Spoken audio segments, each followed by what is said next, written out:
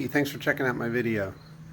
Today I'm working on my 68 Mustang, Tina, and I'm going to try and do a job I haven't done for a while on one of these cars. I'm doing a rear axle bearing. The outer bearing's pressed onto the axle, so it usually requires some special tools. I'm going to try and do it with just common stuff around the garage. So stick around and I'll show you how the process goes.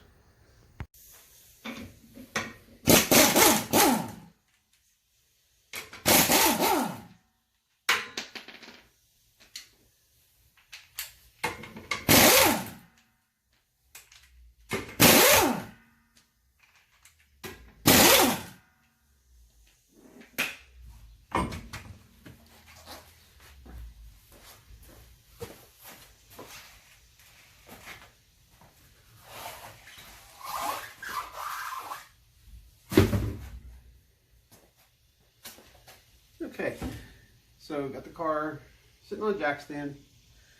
Put the tire underneath the car just for a little safety in case something fails and falls. Always good to have a backup plan. And the rear axle on this car is a 4 to 8 inch. So anyway, 4 to 8 inch and a 9 inch, both of those rear bearings are about the same. The process to change them, and I think they might even be the same bearing on certain applications.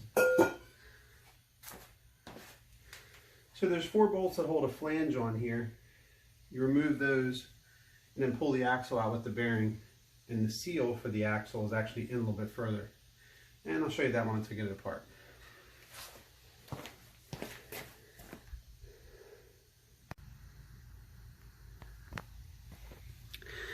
Okay, so inside this, behind the drum, you can see there's 4 bolts here.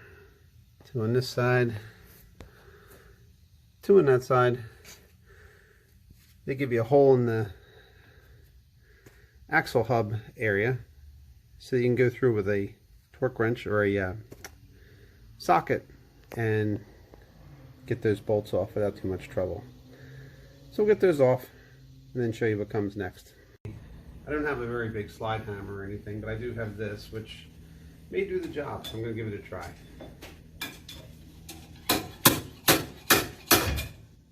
That was easy. So the replacement bearing looks like this, and there's another piece that goes on in front of it, kind of a retainer. So these 2 guys have to come off. They're pressed on, a lot of force. So I'm going to take a cutoff wheel, cut through the bearing cage, cut through this, use a chisel just to kind of split it in half. Same thing with the bottom part of the bearing, and then slide everything off in that order. So, and then everything new goes back on. So let's see how it goes.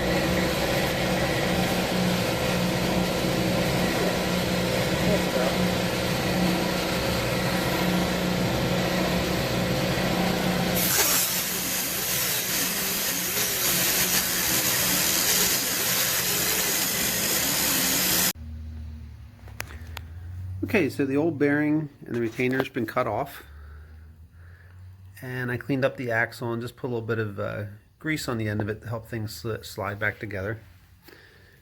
And can't forget to put the plate on there, the retaining plate. So, new bearing, we'll just slide it over into place.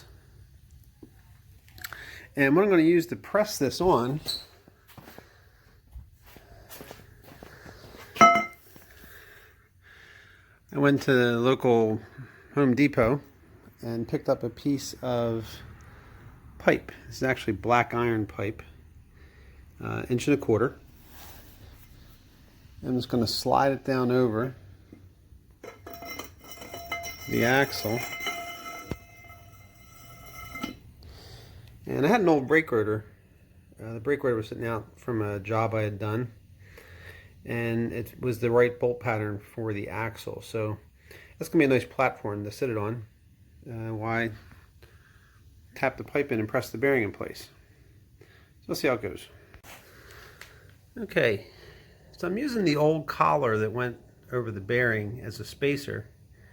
And I'm going to use the pipe to tap that down straight. Let's see how it goes.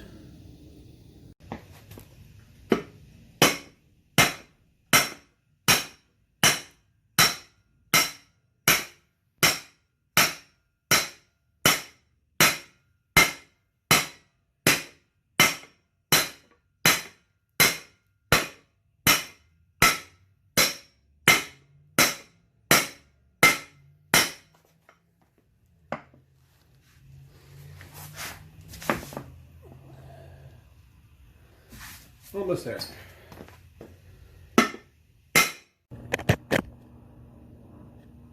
Okay, so the new bearing's in place, no problem. The new retainer sitting on top of it needs to be pressed down. I'm going to take the old retainer, which has been split, makes a great spacer, stick it right on top, and finish it off.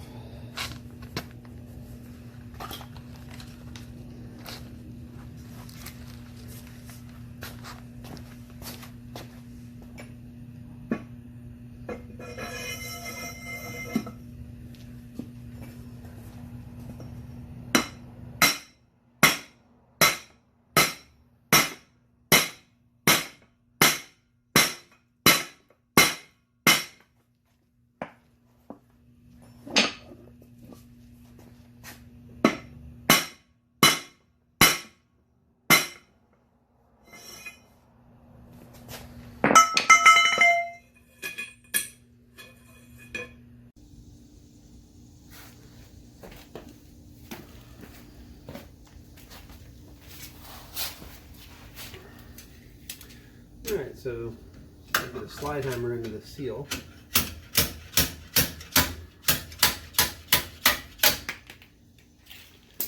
Pops out easy enough.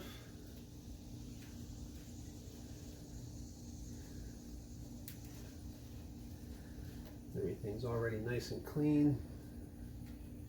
No problems there. Okay. I know I said no specialty tools, but if you have something, you might as well use it. Nothing expensive, but I do have a seal driver.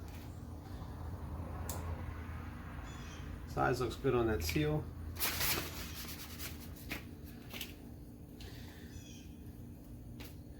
Probably not necessary, but old habits die hard. Put a little bit of sealer around this. Just for a little added security that maybe it won't leak. Nothing worse than leaking gear oil all over your brakes.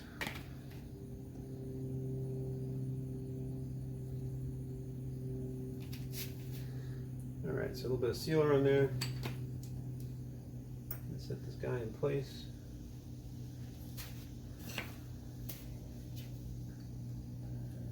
Seal driver. Straight.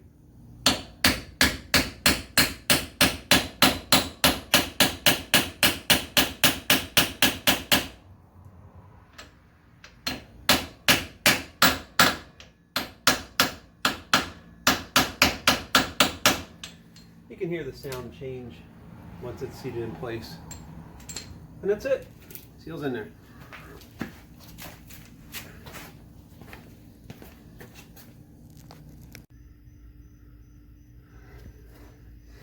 Okay, and last step, we're just sliding the axle in. There's a little bit of oil on the seal surface, a little bit of oil on the seal. And we're just going to go through the tube.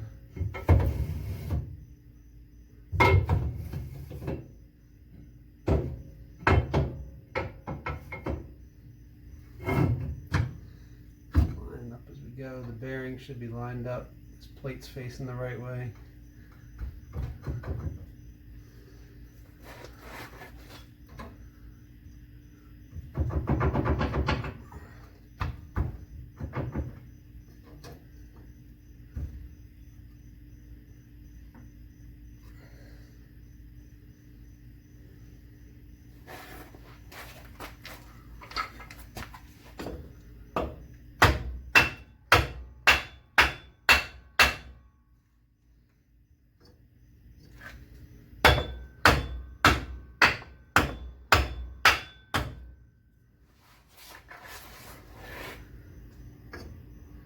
And a little persuasion that's in there.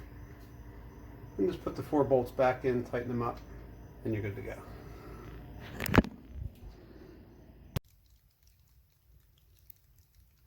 Okay, so we got the rear axle bearings and seals in the 68 Mustang. And it really wasn't that complicated, just kind of a process. You have to go step by step. And really no complicated tools. I think the biggest thing we used was a 3-inch cutoff wheel. And a pipe we bought from Home Depot for $10 to press the bearings in.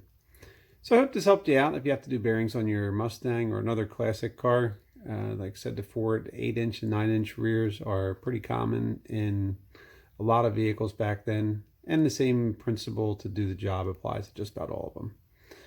So I'll post a picture of the 2 parts that I used on it, the seal and the bearing. And I hope that helps out. Again, double check your part numbers no matter what the application is to make sure you're using the right stuff. So until the next video, please leave a thumbs up, like and subscribe, and there's more to come. Take care of yourselves.